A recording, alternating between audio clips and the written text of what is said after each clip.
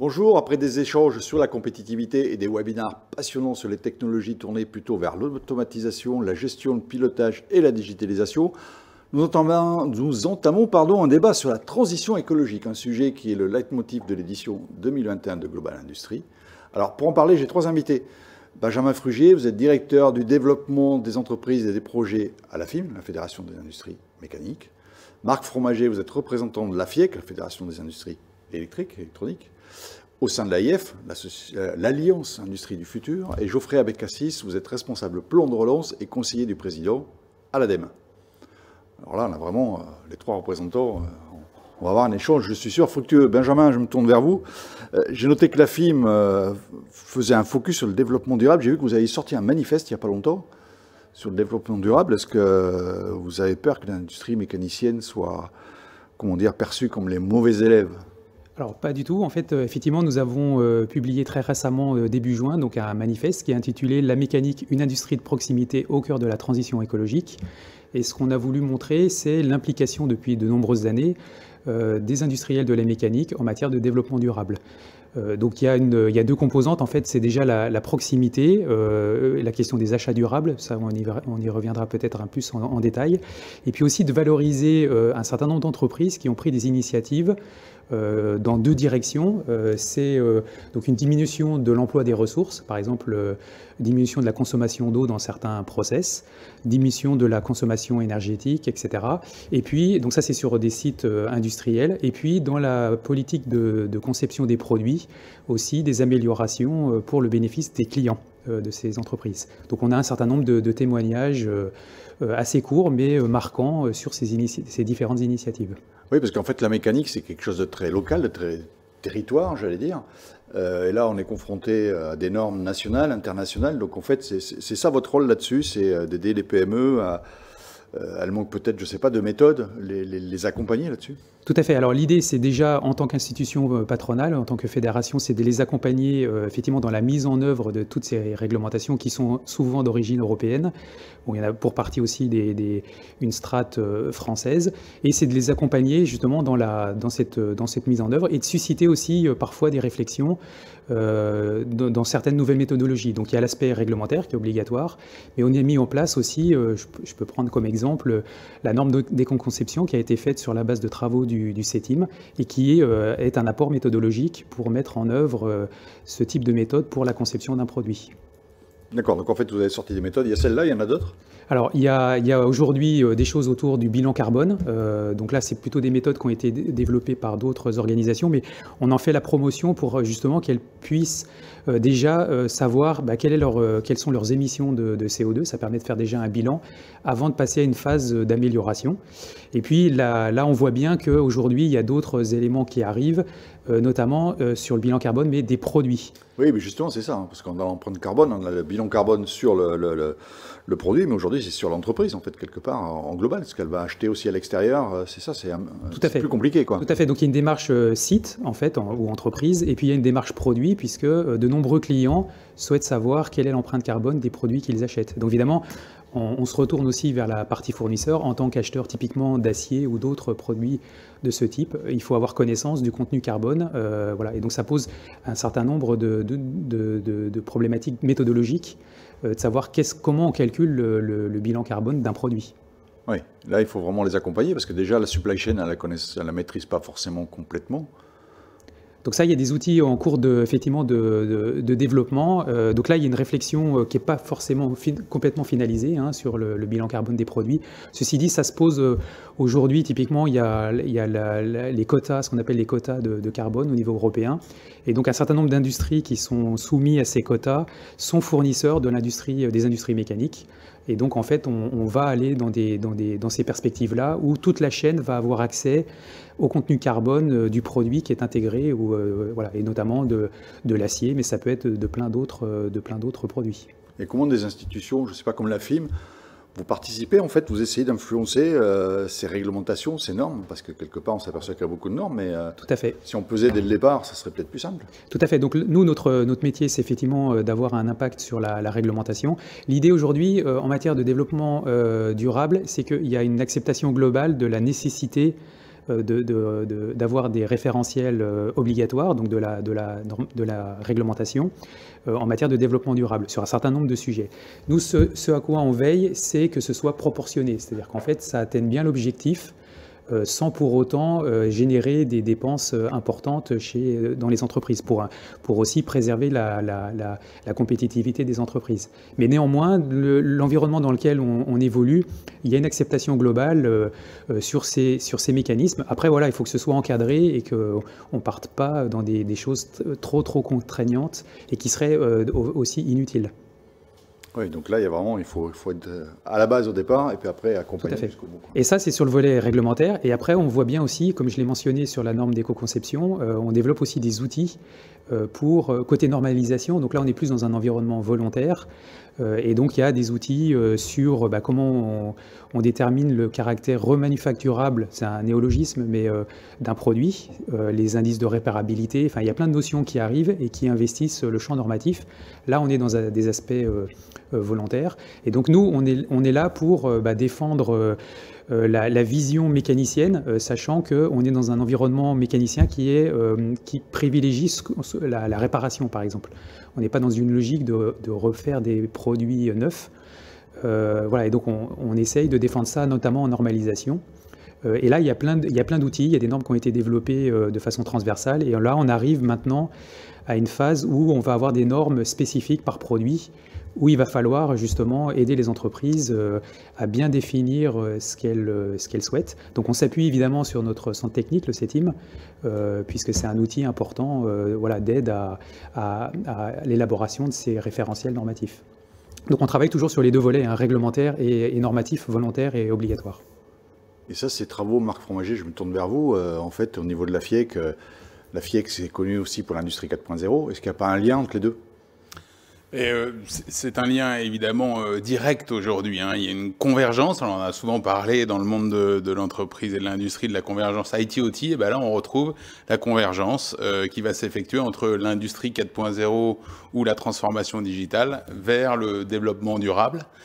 Et qui va permettre aux industriels de se décarboner pour pouvoir respecter les engagements que nous prenons au niveau global. Si on revient un peu sur l'industrie 4.0, je pense que c'est important de rappeler que l'ensemble des secteurs sont aujourd'hui évidemment targetés ou touchés, c'est-à-dire que ça donne l'opportunité à l'ensemble des secteurs industriels de pouvoir se transformer. Cette transformation digitale, elle est au service de l'industrie pour la rendre plus efficace, plus durable. En deux mots, je dirais que c'est plus vert d'un côté et puis plus compétitif de l'autre. Et je dirais que tout ça ça nous permet tous de nous projeter en nous disant que c'est tout à fait compatible. L'industrie est compatible avec le développement durable. Et c'est bien ça qu'il faut retenir aujourd'hui. Pour aller encore un peu plus loin dans la transformation digitale, qui va permettre à l'industrie d'avancer et donc de se décarboner, je pense que c'est important de rappeler quelques chiffres où aujourd'hui on estime à 30% les revenus de l'industrie qui seront liés au digital d'ici à 5 ans. On estime également, et ça je pense que c'est important, qu'il y a évidemment une prise de conscience. 100% des industriels ont pris conscience non seulement qu'il fallait se transformer d'un point de vue digital, mais également il fallait que ce soit quelque chose au service de l'environnement. Et le dernier point, je dirais que c'est le nombre d'objets connectés qui vont être évidemment extrêmement importants. On estime à 10 fois plus d'objets connectés d'ici à 3 ans, et c'est exponentiel, donc on verra encore quelque chose qui se développera. Et ces objets connectés vont nous permettre d'être au service de la décarbonation. L'électrification pour les entreprises, les industriels, c'est un pilier de la décarbonation. Cette électricité, elle sera pilotée par le digital. Et c'est ce pilotage qui permettra aux industriels de pouvoir pousser au maximum leur décarbonation, de pouvoir la piloter, d'être compétitifs d'une part, et d'autre part de respecter les engagements qui ont été pris dans le cadre du Green Deal, vous savez, d'ici à 2050, pour l'objectif étant d'atteindre un point neutre d'émissions de carbone d'ici à 2050. Si je vous écoute bien et j'essaye de résumer, si on ne fait pas l'industrie 4.0, on ne va pas pouvoir faire la décarbonation. On ne pourra pas aller aussi loin. Je dirais que je le résumerai comme ça. On peut prendre quelques exemples. Une industrie, notamment du process thermique aujourd'hui, qui demande en général une grosse consommation d'énergie fossile, eh bien, le seul moyen de la décarboner réellement, c'est de passer à une solution électrique. Cette solution électrique, elle sera optimum si elle est pilotée grâce au digital. Et c'est ça qui va permettre à l'ensemble des industriels aujourd'hui de pouvoir atteindre les engagements de 2050. Là, vous avez pris un exemple d'une entreprise déjà assez importante. Qu'est-ce qu'on fait au niveau des PME? Parce que, bon, on a beau parler, le ROI sur l'industrie 4.0, on est capable de le calculer, on fait un POC, on fait 2-3 petites applications, on arrive à rentabiliser la chose. Dès qu'on parle décarbonation, le ROI, ça devient plus compliqué. Ça, c'est tout à fait vrai. En groupe, il y a tout le côté marketing, enfin, tout qui va bien. Pour une PME, comment on fait? Oui, c'est tout à fait vrai. Alors, il y a l'image, évidemment, qui accompagne la transformation et donc la décarbonation de l'entreprise. Mais attention, c'est aussi la survie de l'entreprise à long terme. Donc effectivement, si on réfléchit à court terme, on n'a pas immédiatement la capacité à trouver un retour sur investissement suffisamment attractif pour une PME. Mais attention, si on n'a pas une réflexion à long terme sur la décarbonation, évidemment, on se met à risque parce que ça signifiera qu'on ne respectera pas nos engagements, on ne respectera pas non plus la compétitivité nécessaire pour conserver une présence sur le marché et donc ça mettrait en danger l'ensemble de nos PME, voire ETI et même des grands groupes. Évidemment, il y a un aspect en termes de communication important pour l'ensemble des grands groupes aujourd'hui, mais c'est vrai pour les PME, moins en ce qui concerne la communication, mais plus en ce qui concerne leur survie à très long terme. Oui, en fait, c'est un ROI il faut qu'elles acceptent que le ROI soit peut-être plus long. Le ROI sera fondamentalement la réponse plus long. pour être présente demain, parce que sinon... Exactement, avec des investissements à la clé, somme toute assez importants, mais qui vont leur permettre de garantir un développement à long terme, une compétitivité, une présence sur le marché. Et comment vous matérialisez ça au niveau de la FIEC? Il y a des réunions, des comités, comment vous le travaillez pour faire comprendre tous ces messages? Alors, on travaille beaucoup autour de ces messages en termes de communication. Nous réunissons systématiquement l'ensemble de nos adhérents au sein de la FIEC, l'AIF, comme vous le disiez, hein, puisque c'est évidemment une représentation qui permet de couvrir tous les secteurs de l'industrie. Et donc, on a beaucoup de travaux en cours, itératifs, hein, où on avance pour permettre à l'ensemble du tissu industriel d'être informé non seulement des accompagnements, des subventions, mais je crois qu'on va en reparler, parce que l'ADEME est avec nous pour en parler. Je pense que c'est un point essentiel, notamment pour les PME et les groupes de moyenne taille. Et donc, on a beaucoup de travaux en cours autour du plan de relance, autour des accompagnements possibles, des accompagnements au niveau national, des accompagnements également au niveau régional pour permettre à l'ensemble de nos industriels d'avoir connaissance des plans, quelle que soit leur taille, des plans qui leur permettent de pouvoir organiser leur décarbonation, bénéficier des aides de l'État et des aides régionales, et puis surtout travailler sur le long terme. Dans la région, il y a aussi des choses, parce qu'on va le voir avec Geoffrey sur la partie investissement, mais grandes entreprises, enfin avec des investissements suffisants, j'allais dire. Il y a peut-être des petites choses locales qui sont faisables, et il faut retrouver le lieu où ça se passe, quoi. Exactement. Et il y a des petites choses, je dirais même que ce sont des choses assez importantes en local qui sont mises en œuvre par l'ensemble des adhérents aujourd'hui, que ce soit la FIEC et l'AIF qui travaillent beaucoup pour informer et puis donner surtout une visibilité importante sur l'ensemble de ces aides et du dispositif. Alors Geoffrey Abécassis, on va avancer là-dessus, cette volonté de décarbonation, mais je pense qu'elle est au cœur du plan de relance que vous gérez. On peut peut-être donner quelques indices, quelques informations sur, je sais pas, les montants et autres. Bien sûr. Effectivement, le plan de relance, alors il s'inscrit dans un contexte qui est très dur, mais en lui-même est une formidable opportunité pour transformer les entreprises aujourd'hui, que ce soit les industriels ou l'ensemble du tissu français. Le plan de relance à l'ADEME, c'est 2 milliards d'euros et on touche des sujets très variés comme l'économie circulaire, l'hydrogène, le tourisme durable et bien évidemment, et c'est quelque part le cœur du réacteur, la décarbonation de l'industrie qui représente la plus grande partie de ce plan de relance, puisque sur les 2 milliards, 1,2 milliard sont dédiés à la décarbonation de l'industrie pour ce qui est de l'ADEME. D'accord, et ça se découpe comment ce milliard d'euros alors Parce que pour l'industrie, 1,2 milliard, c'est une grosse enveloppe. Comment vous le découpez? Il est découpé en 2 volets, principalement. Alors après, il y a des petites subtilités, mais déjà, ce qu'il faut garder à l'esprit, c'est qu'il y a ces 2 grandes masses de 600 millions d'euros chacune. Une première de 600 millions vraiment sur la partie procédé, process industriel, où justement on va retrouver les sujets autour de l'électrification, on va retrouver les sujets autour de l'efficacité énergétique ou des changements de matériaux, donc vraiment sur les lignes industrielles, purement. Et on a un deuxième volet qui, lui, est sur la chaleur décarbonée. On disait tout à l'heure aussi, on a un certain nombre d'industriels qui fonctionnent avec du fuel. Ils peuvent électrifier, mais ils peuvent aussi passer à la chaleur bas carbone. Et l'ADEME accompagne les acteurs aussi à ces changements. D'accord, là vous en avez donné quelques exemples, on en a d'autres? Bien sûr, alors je vais déjà peut-être détailler avec des exemples un peu plus concrets sur ces projets, puisque le plan de relance, il est d'ores et déjà bien parti. Nous, aujourd'hui, ce sont plus de, alors sur la partie process, 40 projets qui sont financés pour des investissements côté des industriels de 400 millions d'euros, des aides d'État de l'État à hauteur de 130 millions d'euros, donc ça c'est que sur la partie procédé, avec, je vais prendre un exemple qui est un petit peu emblématique, qui est le cimentier Vicat, qui est un fleuron de l'industrie française. Les cimentiers, c'est quand même pas mal d'émissions, malheureusement, notamment du fait de leur process, parce qu'il y a du clinker dans la production de ciment, et que le clinker, en termes d'émissions de CO2, c'est quand même pas très joli. Pas terrible, oui. Ouais, mais on a des possibilités, et typiquement, Vicat, sur un site en Grand Est, va investir près de 50 millions d'euros pour transformer son site et remplacer le clinker par de l'argile. Et donc 50 millions d'euros d'investissement, une aide d'environ 13 à 14 millions d'euros. Et ça se traduit directement en près de 50 000 tonnes de CO2 évitées par an. Donc, nous, on est très contents d'un point de vue environnemental, mais surtout, c'est de la compétitivité, c'est des leviers de part de marché supplémentaires derrière pour Vicat. Et ça, on ne fait pas aujourd'hui l'un sans l'autre. La transition écologique, c'est plus un nice to have. On ne va plus aller planter des arbres. Alors, on peut toujours le faire, mais l'objectif, c'est vraiment de transformer les industries sur le long terme pour pouvoir atteindre cet objectif de neutralité carbone à 2050. Alors, je pars du principe que vous m'avez donné envie. Comment je fais? Je viens chez vous, à qui je m'adresse?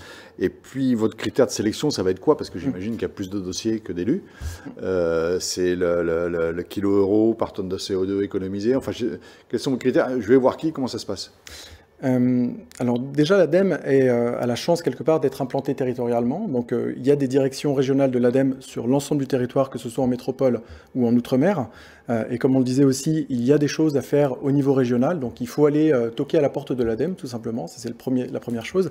Mais aussi, et peut-être surtout, on a une plateforme qui est la plateforme Agir pour la transition, où on retrouve l'intégralité des dispositifs possibles pour les acteurs. Et dedans, on retrouve bien évidemment les actions autour de la transformation et du fonds décarbonation de l'industrie. Donc ça, c'est sur la mécanique de où est-ce qu'on trouve les choses. Sur les critères de sélection, bien évidemment, il y en a un certain nombre. Et effectivement, on a quelque part un choix de riche aujourd'hui parce qu'on a énormément de projets.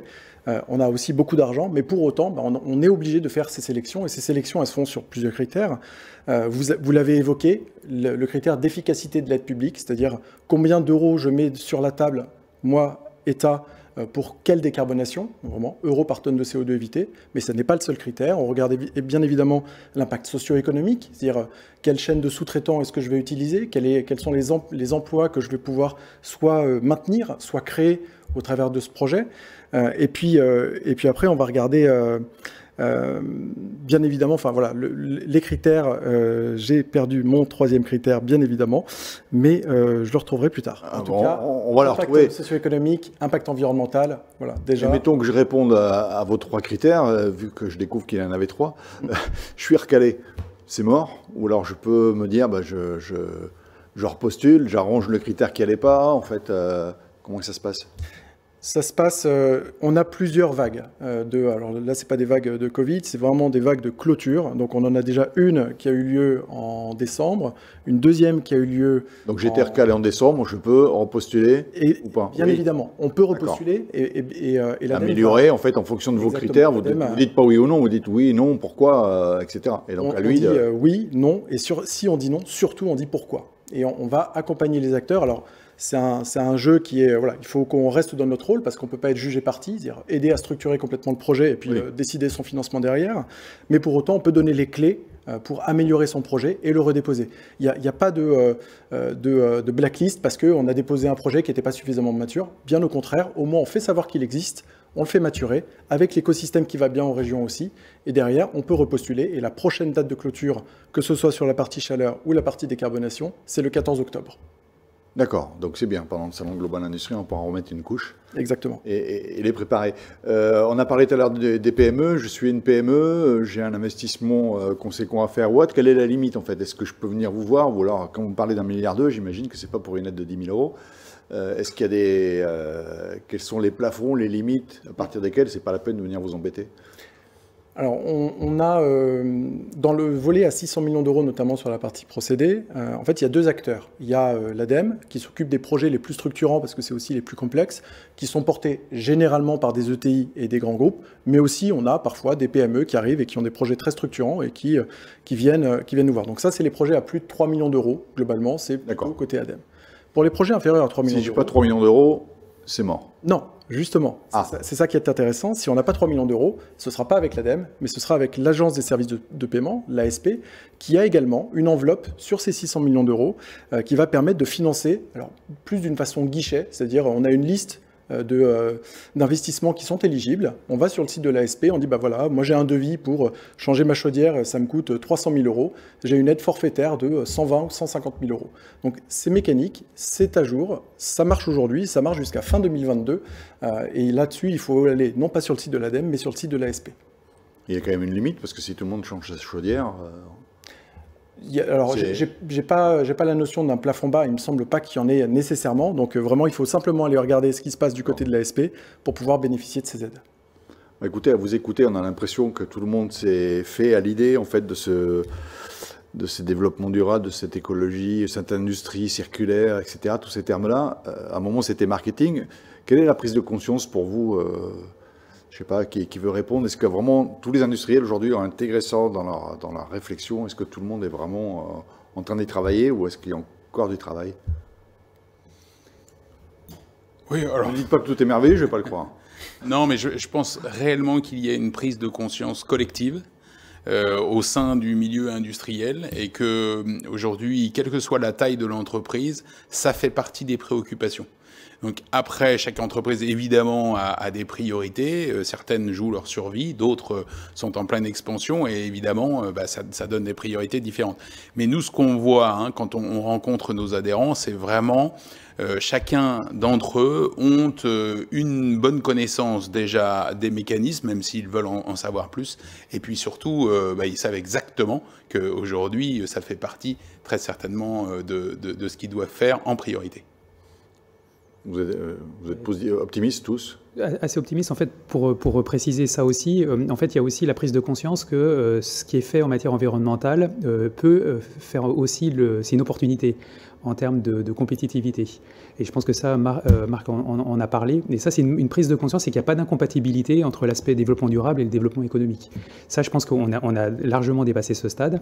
Après, en fonction de l'historique de l'entreprise, de ses produits, et des clients, du secteur client, il y a un écosystème à chaque fois un peu particulier qui fait que le degré de maturité va être un peu différent. Parfois, certaines entreprises font plus de choses sur leur site parce qu'ils ont vu qu'il y avait un impact au niveau local et puis quelqu'un a eu des bonnes idées sur comment reprendre. Là, on a un exemple d'une entreprise qui récupère la chaleur des compresseurs pour chauffer les ateliers. Donc ça, c'est vraiment une initiative très concrète et très pragmatique. D'autres entreprises sont très à l'écoute aussi de ce qu'il y a, des demandes de leurs clients, et donc elles vont aussi faire évoluer leurs produits. Donc en fait, ça dépend un peu de l'écosystème global. Mais globalement, ce qu'on peut dire, c'est qu'il y a une prise de conscience très diffusée, très partagée sur cette empreinte-là. Certaines entreprises nous disent aussi, c'est non seulement une problématique de survie pour nous en termes économiques, mais aussi en termes de recrutement. C'est-à-dire qu'en fait, les jeunes qui arrivent sur le marché du travail aujourd'hui, ils nous disent « mais moi, je veux travailler pour une entreprise qui a un sens et qui n'est pas là juste pour vendre des produits ». Il y a aussi cette dynamique-là. Et on a justement, dans le travail qu'on a fait autour du manifeste, certaines entreprises nous ont clairement dit que pour eux, c'était aussi une façon d'attirer des jeunes talents. Voilà, donc il y a tout ça concourt à cette dynamique-là. Écoutez, Adem, ça veut dire que vous avez bien travaillé quelque part parce que... Ça veut dire que ça fait 30 ans qu'avec notre bâton de pèlerin, on y va et ça porte ses fruits. Mais effectivement, je pense que cette notion d'écosystème et de partie prenante, elle est hyper importante dans le sens où aujourd'hui, l'entreprise, elle est sur un territoire. Effectivement, il y a des salariés qui sont là. Et si on veut qu'ils restent, parce que faire venir des talents, c'est une chose. Les retenir dans une structure, ça peut être aussi un peu compliqué. Et donc, à ce moment-là, chacun doit jouer son rôle et l'entreprise est un acteur parmi d'autres qui prend conscience de ces problématiques. Effectivement, il y a des leviers de compétitivité, mais il y a aussi des leviers de comment est-ce que je veux être implanté sur ce territoire-là, comment est-ce que je veux vivre dans ma communauté. Et ça, c'est des éléments qui sont de plus en plus prégnants et qui, je pense, vont aussi tous dans la bonne direction. C'est-à-dire que les entreprises ont pris conscience.